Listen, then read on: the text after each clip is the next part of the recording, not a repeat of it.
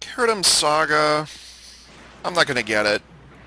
I want to say that's the SS version, which unfortunately was the SS. I would rather that the Cherudim Heavy Weapons version had been the SS, so you could build that one, and this would have been the SR, because this was in the MSV, and the SR that we currently have was in the series finale. Spoiler alert.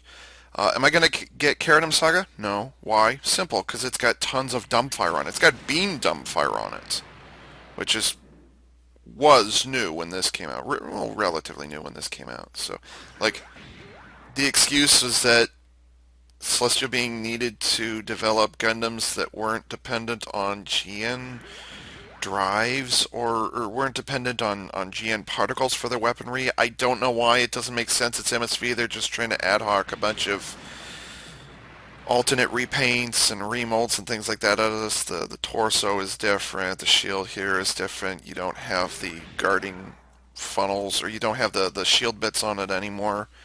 And he's got a pair of beam rifles not only in his hands but also on his knees for some reason. So, am I going to get Cherudim Saga? No, I'm not. I wish I could say I've been a good sniper in SDGO. A sniper is a... how do I say this? It's not a philosophy, but there's a strategy behind it. A sniper, you demoralize the enemy. You don't do heavy damage, but you demoralize the enemy, and you make them kind of panicky. You put them on edge. You make them feel stupid by taking out the commanders, by taking out the high-level players. That's what a sniper does. In a Twitch game environment, some would say in reality, that's a very difficult thing to do.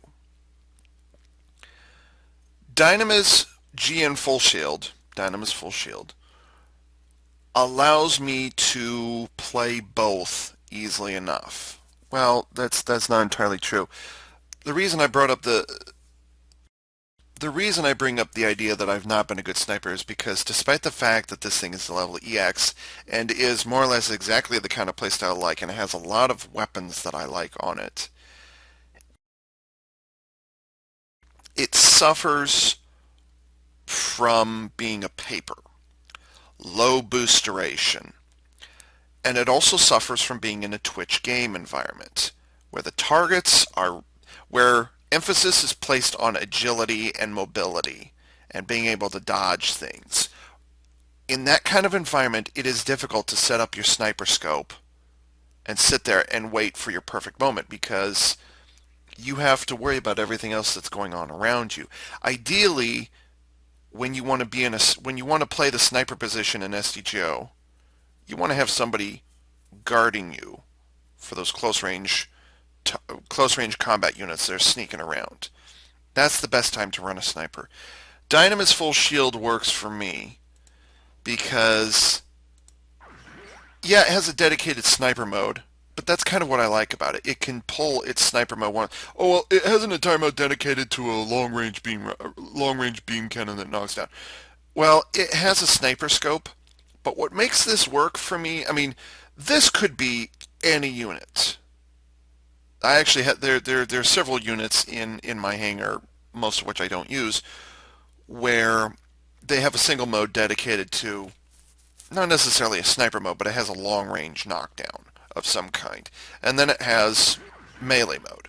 Okay, fair enough. But of all the units that are out there that I am aware of, this is the only one that compensates for that reduced mobility, that time that you need to take off your shot, take your shot, I'm sorry, by having the shield switch from the, oop, I can't move that, by having the shield switch from the sides, yeah, I know the shield doesn't look the best, sorry Dynamis, to the front.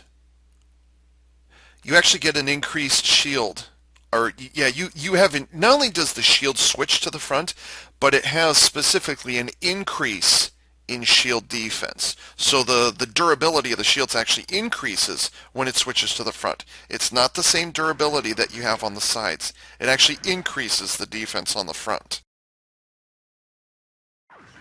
Now it's not reflected here when I transform, but you know, close enough. Because you can see it doesn't move at all. Why can't I change? Because you have to press R. That's why. There you go. And you'll also notice in this mode that the mobility drops. See? Unfortunately, I have not been a very good sniper because in SDGO it's very, very difficult to do the sniper thing. Much as I love the hell out of this thing, and I love it not just because it has the increased shield in the front and a dedicated sniper mode, which doesn't do as much damage as I would like a sniper to do. But what's amazing about it is it has the beam pistols, which is about as close to a machine gun as you can get. Yet the fact that it has the beam pistols is just great. It's not just the beam rifle. Or, I'm sorry, the beam sniper rifle, and then that's it. No, it has dual beam rifles, which is amazing. It took me a while to realize how awesome these dumbfire missiles are. This is one of the exceptions I have for dumbfire. They travel quickly from the time you pull the trigger to when they actually reach the target. They travel distance is very short. It's very quick. But the key thing is there's multiples going out. So even if it's a glancing blow, you're still going to get quite a bit of damage out there. That's the exception I make for dumbfire. Now, granted, Gundam Dynamis, these little pocket, in case you're wondering where the missiles come from, they actually come from the skirts. The front skirt. I don't know why they made that choice. They just did for some reason. But in the show, as with many other SDGO units, and there's a little mini rant sitting right here. I'll try to avoid it. This should have had homing missiles because these are homing missiles. They gave you cluster dumbfire.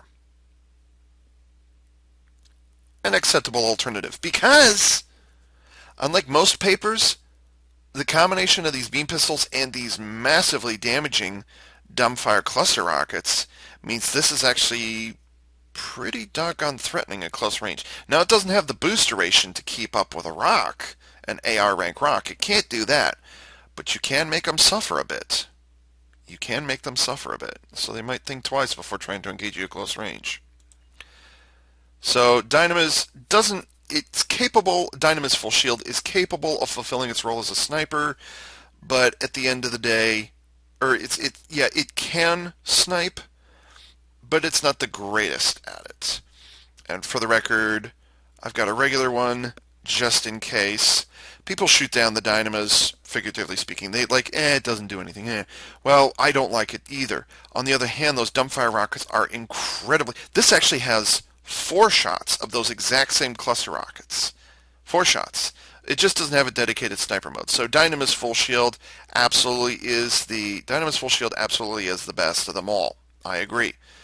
But until then, one more page. There we go. Until then, don't frown on the regular one. Don't, because it actually fulfills its role fair enough. It's expensive, yes, but it is. I wouldn't say it's the worst unit out there that has a combination of a long-range knockdown and some dumbfire. It's not the worst out there. I've seen a lot worse. Case in point, this guy. Why is he green? I was getting rid of the paint. Dynamis Torpedo. Don't care. Dumbfire. Now, here's the sad thing. This actually has homing weapons on it, but weapon 3 is a dumbfire sniper for some reason, which I've never gotten used to. I prefer beams that insta-hit. So you can understand why it is I don't like this. Like, it's got the sniper scope, and then it has hella fast sniper reload rate when you get this 50% thing going. But it's still paper. It doesn't have the boost duration to deal with a lot of things. So, yeah. Dynamis Repair only appeared, spoiler alert, Dynamis Repair only appears in the movie. And it appears very briefly. This is a unit I don't quite get because that is not what I wanted, damn it. Oh well. Because the weapon layout here has a dedicated dumbfire rocket mode. Why? He didn't even use them. This and this is me bitching to Softmax. This should not have been a multi-mode unit. Low output, high output. Yes, absolutely. Leave it there. What's the missile mode for? I don't get it. I don't understand that. It's kind of redundant, really, because I'm not thrilled with it. Like now to be fair, it does have a one-hit non-dash knockdown, so that's all well and good. But don't care. And you know everything I hate Genome Dynamis. Okay, hate it. Don't don't care. Like, I didn't even, it's there, and it needs reload, and it needs damage, and it needs ammo. It needs, in my opinion, of the three, I've already made several videos bitching about Gundam Dynamis. With that said, oh, doggone it, I forgot I switched it. With that said, I give you the advanced sniper for the advanced player, Cherudim Gundam. Now, I've heard it pronounced a number of ways. There's cherubim, there's cherudim, there's Cherudim. The way they pronounce it, the English pronunciation is Cherudim. So I tend to lean on that pronunciation. So it should be Cherudim or cherubim or cherufim, something along those lines. There's a couple different ways to say that word. I default to Cherudim. And I just realized that I never put any custom parts on it. At one point I did, when it was still paper, rock, scissors, I had I had it leveled up, but I can't remember why it is I didn't. Well, maybe it's awesome enough it doesn't need to be modified. If you prefer the sniper role, if you like the Gundam Dynamis, Cherudim is very much a decent upgrade. It is the equivalent S rank. There's no big gap in, like, oh, there's a ton of weapons that none of the Dynamis had these weapons. You don't have to worry about that. So Cherudim Gundam is very much the worthy successor. I usually don't do this, but I'm going to take a little bit of time here to describe the Cherudim Gundam sniper mode. Now, the things that this sniper rifle can do is not unique to the Cherudim Gundam, but it is unique that all of these traits are attached to this one unit, to this one weapon. So you will find knockdowns of similar nature in other units. You will find multiple long-range shots, multiple long-range shots in other units. But Cherudim is unique in that it combines all of these traits together. First off, you'll notice that even though it doesn't have a sniper skill, sniper's precision skill, the reload rate is still pretty doggone reasonable. It reloads at exactly the same speed as your ordinary average beam cannon would. The difference, though, is that you're getting 2 shots out of it. So that's the first thing that's really is special about the Cherudim sniper rifle. It's got 2 shots on it. Now, a lot of people did complain that even though it has the sniper scope, it doesn't have the sniper skill. So you're not going to get those critical hits out of this. You really don't need those critical hits because, well, you can do 2 shots. Now, even though I just used a long-range weapon against a target that takes reduced damage from long range, those 2 shots basically balance out to the equivalent of what would happen if I was what would happen if I had a unit that was firing like a beam rifle, or fired a beam rifle once or twice. I'm doing equivalent the same damage.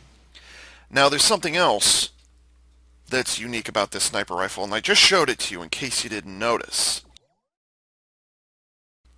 And that is, not only do I have 2 shots, but that's what makes the Cherudim so dangerous. The reason they didn't put a sniper scope, a sniper skill on this thing, is because it makes up for it in another way. Yes, this is still a knockdown weapon, but that's why it's good. The Cherudim Gundam, whether you're in sniper mode or whether you're in normal mode, the Cherudim Gundam is capable of knocking down units that have anti-flinch built into them, or if it's anti-flinch as a skill. Whether it's built in or as a skill, Cherudim can knock down anti-flinch units because it can fire that knockdown shot. There are some medium-range knockdowns. It can fire that knockdown shot within 2 seconds. If you could fire a knockdown weapon at an anti-flinch unit and have it hit, within 2 seconds, you will kill or you will knock down an anti-flinch unit. You could pull this trigger as fast as you want to within 2 seconds. That's why you don't need a sniper mode doing criticals. So whereas your average ordinary sniper rifle, maybe not a sniper rifle necessarily, but your average knockdown long range is you might be able to fire 1 shot at that anti-flinch unit, and what do they care? It's not going to hurt them. But if you can fire a second shot within 2 seconds, if you can have both shots hit within 2 seconds, you will knock them over. So Cherudim is a bit demoralizing. It is a bit more dangerous, even though it doesn't have. Why am I not turning? There we go. Even though it doesn't have the sniper still, the sniper's precision. Even though it doesn't have that, it's still very dangerous because it can still knock down anti-flinch units. Excuse me. And oh yes, by the way, it does have penetrating beam rifle. Now in normal mode, like right here, I was spamming the trigger and it'll still take time for it to shoot. But if you're in sniper mode, it will fire as quickly as you can pull that trigger, which is really nice. 3-shot cluster missiles with a pretty fast reload. I mean, if it was a single volley, if this were a beam rifle, the amount of time it takes for it to fire that single volley and recharge, that's pretty darn fast. Splash damage. Again, 3 shots compared to the 2 shots on the Dynamis full shield. The 3 shots on the, was it the Dynamis?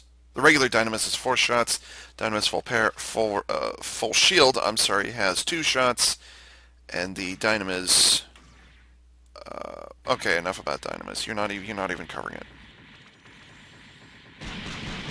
1, and they break. 2, 3, 4, 5, 6, and they're still out there. Now, why would they do that?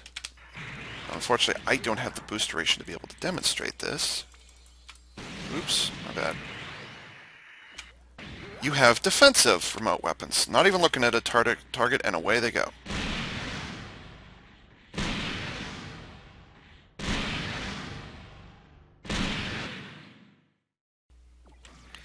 And they disappear when these come back.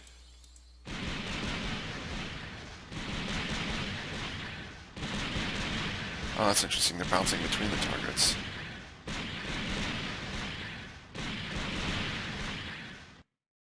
Not only do you not see guarding funnels very often, like even though those are pretty doggone rare, you often don't see remote weapons stay out that long. The duration that these are out, they're out until the recharge process is over. And just because I rushed that at the very end, here's the spec.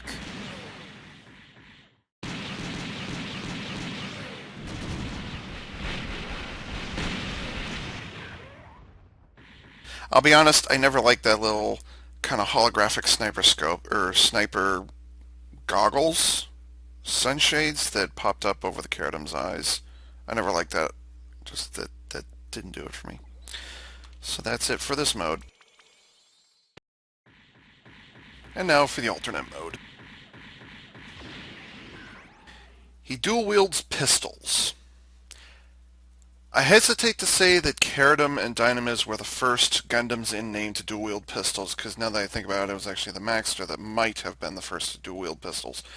But still, pistols in the Gundam franchise, you don't see it very often. Not ever, just don't see it very often. It's traditionally a beam rifle or a mounted weapon of some kind. But pistols, that's already up the score in my book in terms of badass. So the pistols, in case you haven't noticed, also act as the melee weapon. Now, I've got a bit of a problem with that. It's not a big issue. It's just a visual thing. I don't know why SoftMax chose to do this.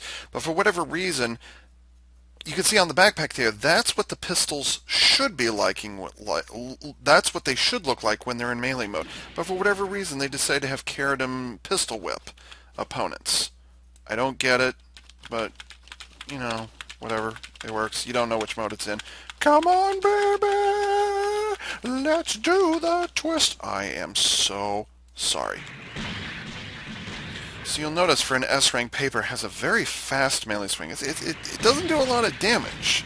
I think it's 8 hits to kill C-rank, 7, 8. But still, shoots very, melees very quickly. Not a lot of damage, but it does pretty well. Okay, on to shooting. 1, 2, 3, 4, 5, 6. 7 shots, 8 with patience.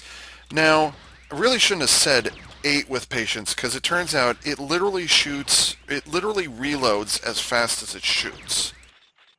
So even though it has a clip of 8 shots, you don't have to worry about that, because you can just go forever on this weapon. It's about bloody time, considering how quickly dumbfire weapons reload in this game.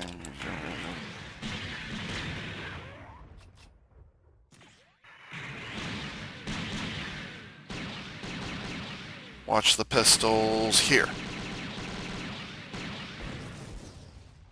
He turns the pistols sideways during the special attack. How badass is that? And now for mobility.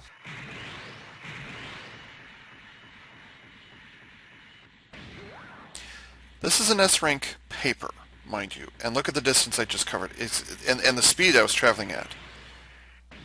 Duration is like an S-rank rock. It's insane. Now on the return trip, not so much.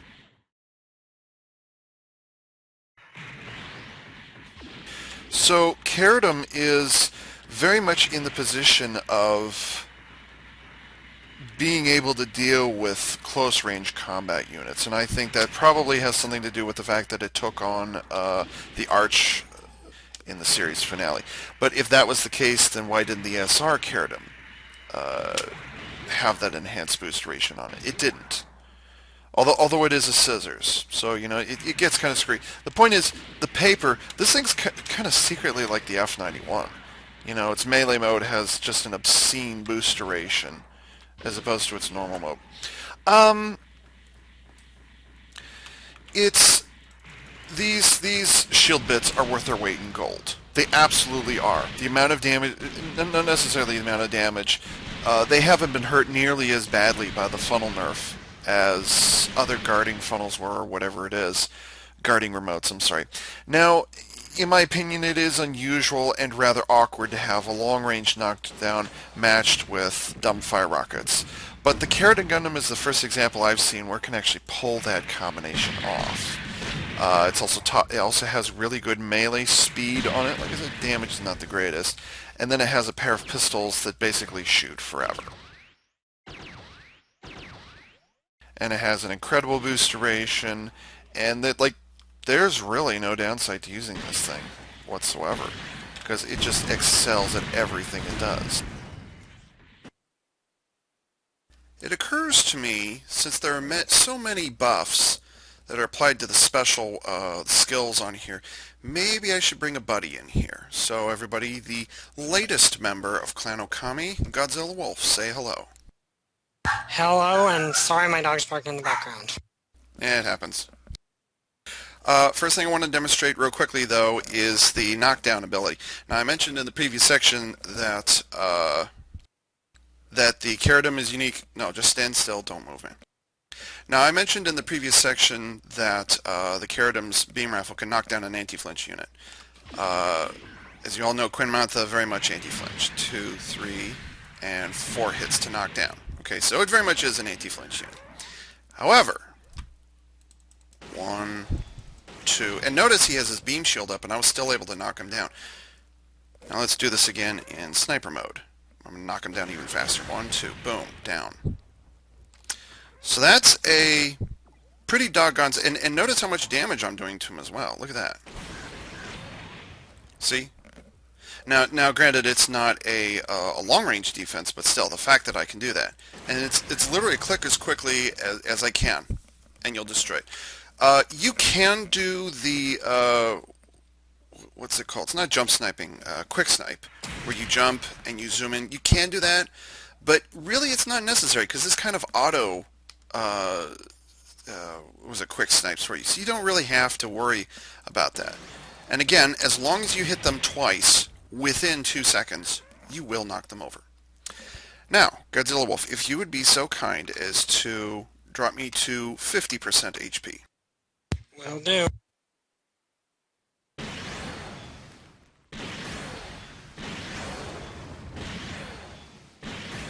That is sufficient. Transam!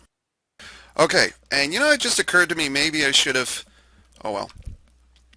And the boost durations are thus, and they're significantly increased, by the way. Actually extends it out to average S rank rock duration there. And then the other mode, significantly longer. And keep in mind, this is with Trans Am and the Sniper 2 extension. Trans Am gives me booster extension and booster recovery. Look how far I can go when I'm in Trans Am. Look at that. You ever seen a paper go that far without a booster extension? GodzillaWolf, in the, 6 months you've been playing now, have you ever seen a paper travel that far? No, actually, no, I have not. In fact, I've the only one I can remember that's traveled about that far. I want to say the Darkhound that you did was the only one I've seen turn the corner, I think. Darkhound and the, which one is it? Darkhound and the, what's the other one? Sinanju. Yeah, those were the only two I'd seen that's actually that you managed to turn the corner with. Now, one of the disadvantages, of course, to having the, you can see I just broke his shield there because these are beams after all. One of the things that's kind of interesting is you get reload up on the remote weapons, but it doesn't really seem to affect the amount of damage. Actually, it increases the damage marginally. Yeah, unfortunately, funnel. Go ahead. Unfortunately, there was that funnel nerf, and they're not as effective as they once were. No, no, no, it's not supposed to mention that. No. And then the dumbfire missiles, this is up against an S-rank big unit, and he's a little less than half HP. I'd say he's about 2/5 HP. That's a significant amount of damage right there.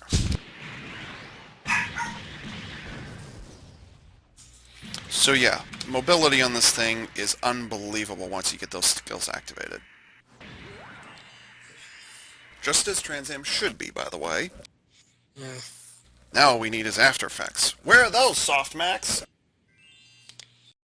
Wow, I've been making this way more complicated than I need to. Like, multiple takes just for the sniper rifle, multiple takes to cover the alt mode. I think I shot like 7 or 8 versions of this mode alone. Just, here's the debut and here's what it can do. And I did that like 7 or 8 times. I can't remember anymore because it's actually been a couple of days. I don't know. And then I did one whole section dedicated to just the, the Trans Am and all that stuff. It's kind of ironic considering the fact that I rarely use this thing. Not because it's bad. In fact, far from it. Cherudim Gundam is one of the best units in my hangar. Now, as I mentioned previously, the dumbfire mixed with long-range knockdown is unusual, but considering how fast the thing reload, considering how fast both of these things reload, and the fact that these just do a shit ton of damage, I can work with that. Because believe it or not, you actually here's kind of how I deal with it. You start out in this mode, okay? You throw out the shield bits, guarding remotes, and then while those are on patrol, you're sniping away at targets, blah, blah, blah, blah, blah. And then, oh look, somebody's starting to get close. So you pull these out. It'll discourage them a bit. They'll think about it as they're circling around. It gives you enough time to switch into the alternate mode, and you can start dancing with them. You've got a pair of pistols that basically never run out of ammunition, and then you've got a fast-acting melee. May not do the most amount of damage, but by the time you have to get to this point, you probably have done quite a bit of medium-range damage to them. Plus, you've discouraged them with that thing, and you've also got shield bits running around all over the place. So there is a rather nice progression of damage the closer. It's not quite the V2 Buster mentality where the closer you get, the more damage you can do to them. It's not quite that, but it certainly is a discouraging thing to have to deal with. This is a sniper that's very good at being a sniper, but it's a very well balanced sniper because it can take care of close range targets. It can do that. Like the melee might not be strong, but it's fast. So you can do those quick hits, put them down, get out of the way, move back into cover, or you can just back off, wait for them to stand up again, and do it all over again. Because this mode has the boost duration necessary. This mode has the boost duration to be able to deal with those close range targets who want to take out that annoying little sniper son of a bitch who's trying to knock down their entire team. Like that can get annoying really fast. And so the Cherudim Gundam is very capable of protecting itself. It can maintain its sniper uh, positioning while at the same time dealing with those close range targets. And I just love that. I love the hell out of that. It brings to mind the Wing Zero Custom, you know? He's going to make you suffer at long range, but then he has the boost duration, and he's got the mobility, and he's got the close range damage to be able to defend itself from incoming targets, not just ones that they're casually sniping. Yeah, the sniping is all well and good. Anyways, what would I do with it? There are so many plus sides to this thing. Are there any downsides? Well, unless you're in Trans Am, of course, and yes, the beam pistol mode, yeah, it has better boost duration than this mode. So okay, fair enough. But if you want to deal with melee, you just switch modes, and you're not losing anything by throwing out these shield bits either. That's also another nice thing about it. Oh, by the way, guarding remote weapons, always awesome. Rare, but awesome. So really, what would I do with this thing? I mean, considering it's been sitting here like this for so long, it might have been in mind that I've never thought about what I was going to do with it. Well, when I got this, paper, rock, scissors were still a thing. So, and then the 1.0 custom parts came out. I really didn't like those, and so what would I do with this? Hard to say. As I was recording those videos or all the the segments and stuff over the last was it 2 3 days now, I was kind of thinking to myself, there aren't really any inherent flaws with this thing. Maybe, I don't know, maybe put boost duration, but in like ordinarily boost duration is the thing that I bitch and moan about with paper units, okay, with long range attack, because they just don't have it. This unit, and the reason I worry about boost duration is because if it comes down to the point where you have to use melee, the thing is those papers are usually so focused. They're I mean obviously they're designed to be long range combat.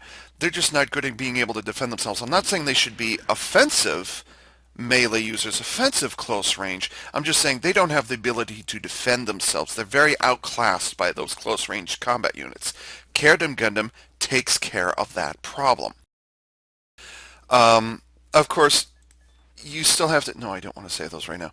You do have to get it to Trans Am, of course. And usually, whenever you see a unit go pink, oh, he's a half HP. You better kill him. You can throw a spec at him. Oh, you can beat the crap out of him and not have to worry about stuff like that.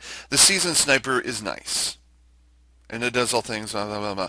Trans Am, in this case, actually gives it, I mean, weapon 3 reload rate, yeah, I can believe that. Agility, I can believe that. Booster capacity and recovery, absolutely. And defense, I can believe those. Seasoned sniper, critical, and sniper mode, by the way, that's why they don't have the sniper scope on there, because, well, it's got seasoned sniper X. Faster weapon 2 reload rate, I think they might have changed that because I played several times with the seasons with this skill active, and I didn't notice anything different about the reload rates either in either mode. I didn't notice it. So faster weapon 2 reload rate, I don't think so. Maybe they removed that and they didn't like maybe OG Planet forgot to take that part out of the skill description. I'm not certain. If there is a reload rate increase, I have not noticed it. Now certainly I noticed it in the shield bits, weapon 3 reload rate, but not weapon 2. I didn't notice that. And besides, the weapon reload rates for the sniper rifle and for the pistols is fast enough. Really, you don't have to worry about that reload rate. If it pops up, if it's there, okay, whatever. But you're not going to miss it. You're not going to miss it if you don't have these skills active. You're really not.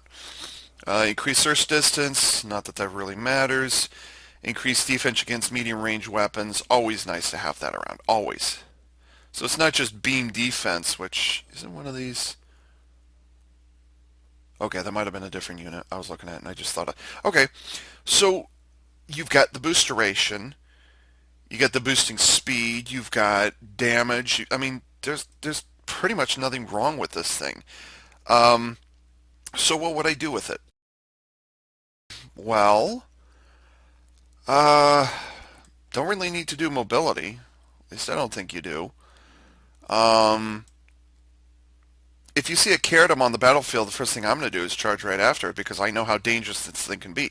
It's a great deterrent with the long range beam rifle. You know, that's certainly a big issue.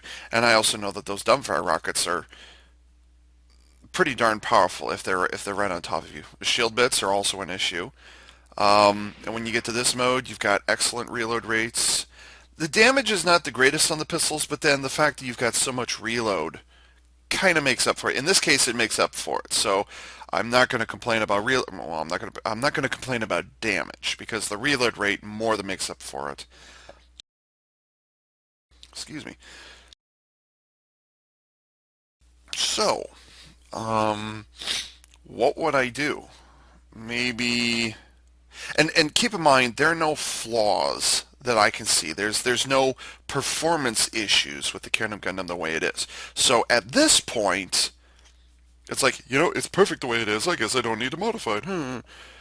At this point, not to make it a tank build, make it last as long as possible. Mobility is already good where it is, and damage, well, its reload rates are so high you don't have to worry about damage. Death by 1,000 cuts is nice. At least it doesn't have any like machine guns or I'm sorry, any Vulcan guns, which I think those are Vulcan guns. I'm not certain. I can't remember with the Cherudim. And you've got defensive shield bits.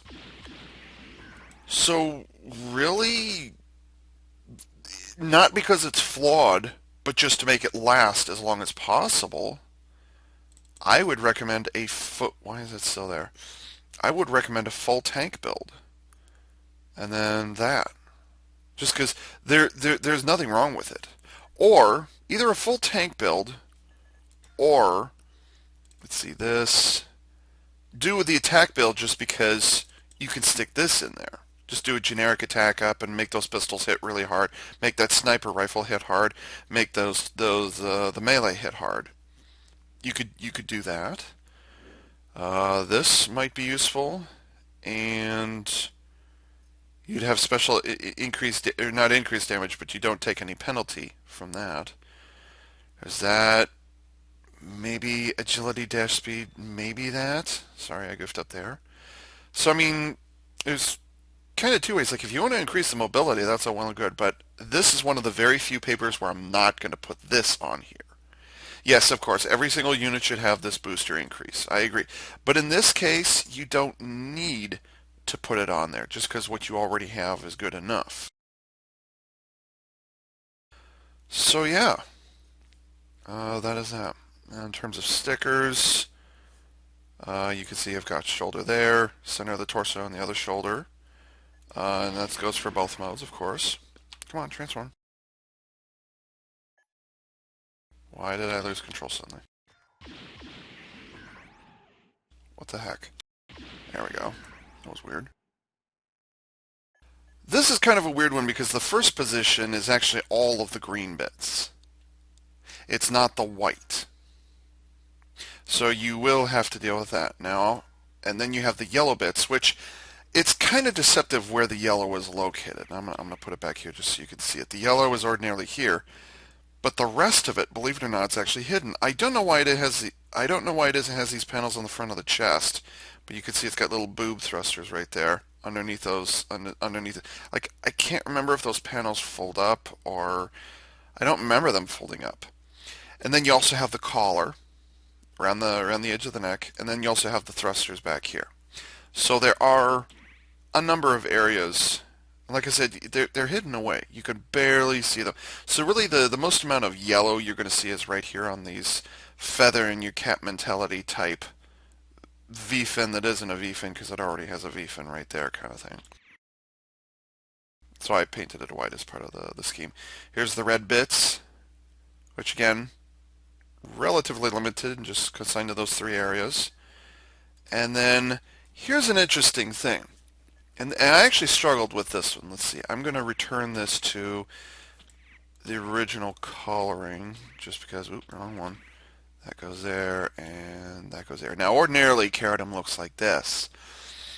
It's subtle enough you may not realize it, but believe me when I say that the GN drive truly is attached to its butt. I'm serious. I'm absolutely serious. The GN drive, you see that cylinder right there? That's the power generator for this thing. That right there, that's the power source. They moved it on Dynamis. It's ordinarily in the chest. All the season one Gundams, they're all in the chest. I do not know why they moved it down here. I do not know. Probably because they wanted to move the butt thrusters on the Dynamis and actually give it an actual backpack for a change, a traditional backpack. And they're like, we can't have the backpack and the GN drive in the same place, so we'll just put it on its butt. I I I don't get it either, so don't ask.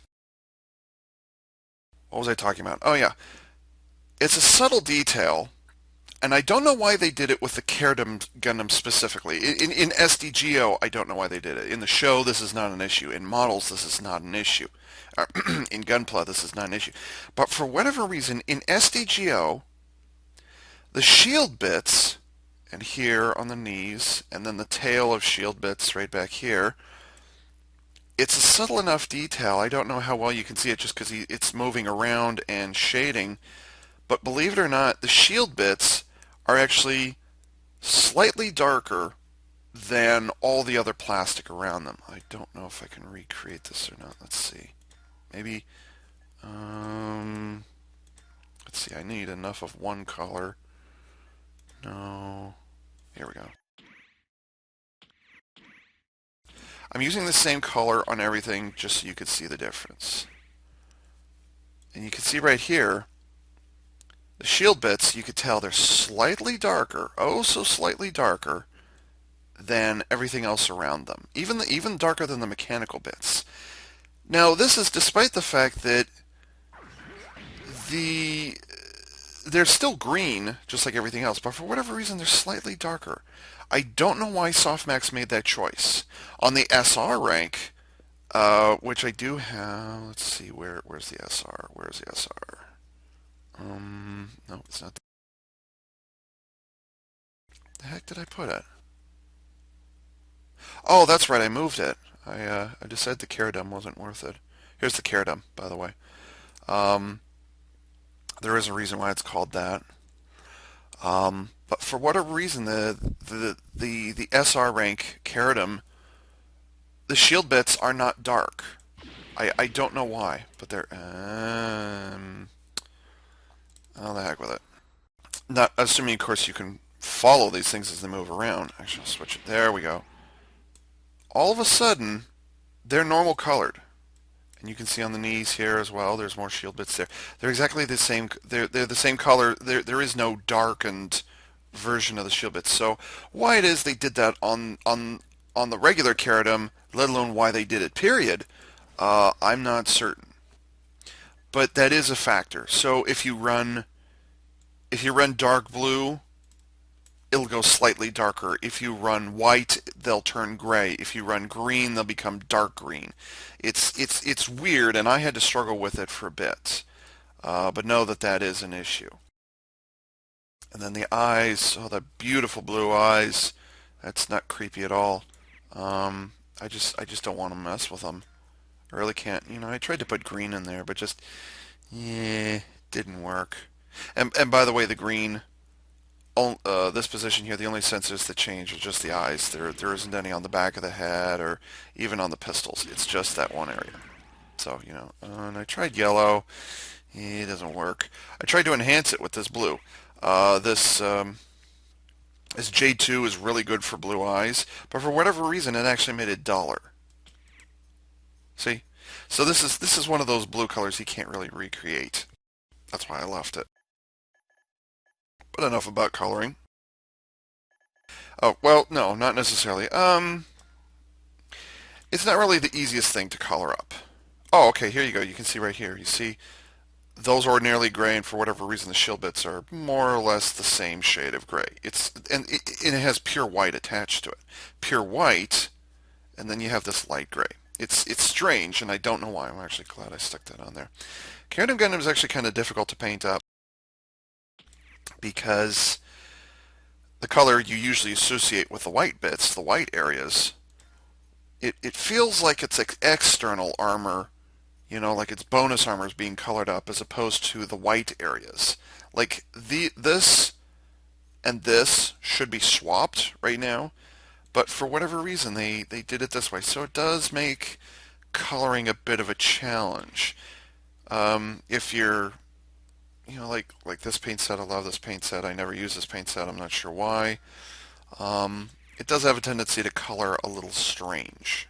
And you also have to deal with a bunch of gray on here, so that's also a bit of an issue. For the most part, it colors up pretty well. You just have to remember the fact that this first position here colors up all the green bits, and it's kind of weird the way they're set up. Okay, so what do I want to do with it? Maybe an attack type just so you can get this in there, and maybe this, and maybe this. See that? Yeah, maybe this thing. So you could do an attack up if you want to. Like I said, I'm not really leaning towards any of the attack types in particular. I would do a defense type just to make it last. Yes, yes, yes, yes, yes, yes. I would make it a defense type just because I want to make it last as long as possible. Actually, I want to throw this in there just so that you can know who's built up their SP fastest, and you can start focusing on them. This would actually be really good for a sniper to know this kind of information because you know who the fully charged up and powered up players are by using this thing. So it might be kind of a sneaky thing, not just for something for an anti-flinch unit that's really hard to take down, or is increasingly difficult to take down, but you would want to use this because, know thine enemy. And so this might be a good skill to have attached, and then do that. But again, maybe I could do a balance type. This, this would be kind of interesting. I could do this. Let's see. No additional jump. And maybe that. I'm not certain. So yeah, there's an. I don't really have any strong recommendations because I mean the way I use it and the way it's set up, it's pretty doggone good the way it is, and I've got no complaints. I have no complaints whatsoever. Dumbfire. But it's amazing dumbfire. It's the best kind of dumbfire in my opinion you can possibly have in SDGO. So I can live with that. Just because lots of missiles and they recharge really fast and they travel fast. They travel fast and there's clusters of them, and okay, so this is again one of those occasions where I give a pass to dumbfire because I prefer those fast traveling cluster rockets. I really like those. And so with that, this is a unit 4A saying thanks for tuning in.